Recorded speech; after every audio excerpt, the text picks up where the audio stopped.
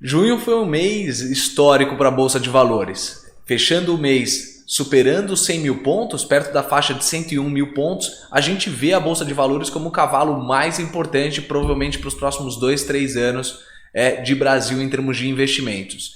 Quando a gente está falando de Bolsa, a gente também está falando muito das expectativas de reformas estruturais dentro do país. E isso vem muito de encontro com a reforma da Previdência, que deve ser o primeiro veículo ali para transformar algumas das mudanças estruturais que os investidores estão esperando já no mercado, com a Bolsa no patamar de 100 mil pontos. O importante é ressaltar que, apesar da gente ter tido um mês muito forte em junho, a tendência é que a gente não tenha a votação da Previdência antes do recesso, ou seja, antes do dia 18 de julho. Isso deve ficar para agosto, pelo menos, para se retomarem as discussões e as votações nesse sentido.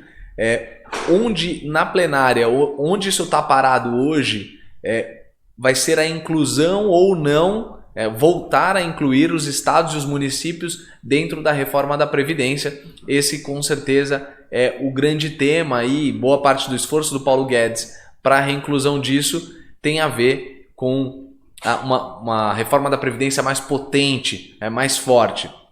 E essa discussão ainda, apesar do Samuel fazer a leitura do texto novo, a tendência é que seja amanhã, a votação de fato dificilmente deve acontecer por conta de questões políticas. Tá? Na parte de Brasil, falando um pouco de macroeconomia, os protestos a favor da Lava Jato tiveram um alcance menor do que o anterior, ainda que demonstrem uma posição aí de manifestações pró-Sérgio Moro. Tá? E o grande destaque da semana passada, que um acordo super importante para o Brasil, para o investidor de longo prazo, é o acordo entre a União Europeia e o Mercosul.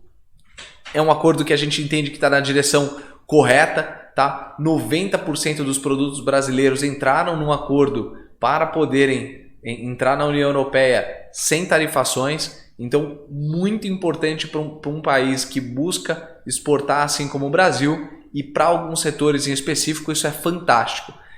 O período de transição do acordo União Europeia e Mercosul ele é bem longo. Tá? Ele vai entre 5 e 15 anos em média.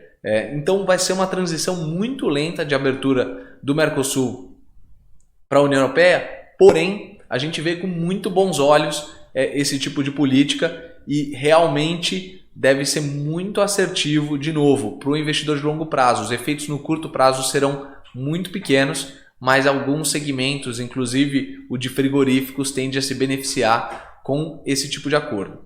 E aí todos os olhos da semana passada estavam olhando para o encontro de Xi Jinping e Donald Trump no G20. E o sumário de tudo isso, o resumo foi que foi positivo. Tá? Os Estados Unidos e a China concordaram nesse sábado em retomar as negociações, tá? Após o presidente Donald Trump oferecer concessões, tá? O que inclui o não estabelecimento das tarifas sobre produtos chineses e a flexibilização das restrições às empresas de tecnologia, entre elas a Huawei, a fim de reduzir as tensões comerciais e poder retomar o tema de acordo comercial.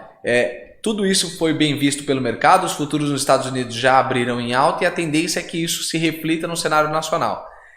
Como a gente está esperando uma dificuldade aí na leitura e também na aprovação ou na votação da reforma da Previdência antes do recesso, isso deve trazer volatilidade nesse mês de julho. Então, o investidor de curto prazo pode esperar aí nas próximas semanas um movimento corretivo, tá? Porque, de fato, não se deve votar antes do recesso. Na parte do petróleo, o Brent já abriu com alta de 2,4%, por conta de uma resolução da OPEP e seus aliados que deverão estabelecer um acordo de corte no fornecimento até o final de 2019 ou março de 2020 no fornecimento de petróleo. Então reduz-se a oferta, a tendência é que os preços aumentem. E o PMI chinês entra em território de contração. Tá? A atividade industrial da China teve o seu indicador mostrando contração. Ele recuou do indicador de maio, que era 50,2, para 49,4 em junho. Lembrando que esse indicador abaixo de 50 demonstra contração aí no PMI industrial, na atividade industrial. Notícia importante para a Argentina, ela começa a exportar o petróleo de xisto de Vaca Muerta. Num movimento agressivo e arrojado por parte da Argentina, ela tenta fazer o mesmo movimento que os Estados Unidos a partir da extração de xisto e comercialização do mesmo no mercado internacional, dependendo menos aí da parte de petróleo importar dos árabes. E na parte de empresas, o acordo comercial, de novo, entre Mercosul e União Europeia, positivo para frigoríficos. O formato será em cotas dentro do Mercosul, onde o Brasil deve ficar com 80% das cotas. Isso a gente está falando da parte de frangos, tá? E numa entrevista para o Estado de São Paulo, o CEO do Itaú mencionou que não existe bala de prata, que a sequência de YouTube dentro do mercado e dentro dessa nova situação com as fintechs deve ser de progressão, e não existe uma fórmula mágica para o Itaú continuar com sua posição dominante dentro do mercado de bancos privados. Então, mostrando aí bastante convicção e humildade na hora de colocar os bancos na frente de competição com as fintechs. O que a gente entende, as margens de lucros devem reduzir ao longo dos anos e a perda de market share deve ser natural. Ainda assim, o segmento de agências continuará a existir, assim como bancos na Europa ainda o utilizam, nos Estados Unidos também, apesar da digitalização já ser uma realidade. Magazine Luiza, o Frederico Trajano trouxe mais detalhes sobre os planos com Netshoes, inclusive abertura de lojas da própria Netshoes. A integração entre as duas empresas deve acontecer no ramo tecnológico por volta de 2020, mas eles devem iniciar o projeto já com uma integração paliativa, sem ser a estratégica conclusiva, mas já devem entrar com algum plano imediato para consolidação dos negócios. E a recomendação é neutra para a Magazine Luiza, R$ 205 por ação, muito porque boa parte das projeções de crescimento já estão embutidas no preço. IBRF recebe uma oferta de 350 milhões de dólares por ativos no Oriente Médio. Essa oferta, que representa aí 1,3 bilhão de reais, provavelmente uma fatia minoritária que está sendo oferecida pela empresa do Oriente Médio, seria um percentual de mais ou menos 17% do capital, isso contando que o valuation dessa empresa está 8 vezes EV/EBITDA. Segue sim um plano de desinvestimento, é positivo essa liquidez para a BRF, e isso não tem nada a ver com o acordo com a Marfrig, isso circula 100% por fora desse acordo. Via Varejo, a nova diretora na parte de multicanais, marketing e comunicação. Essa troca de management vai ser fundamental para a gente avaliar se a companhia de fato vai fazer uma recuperação importante.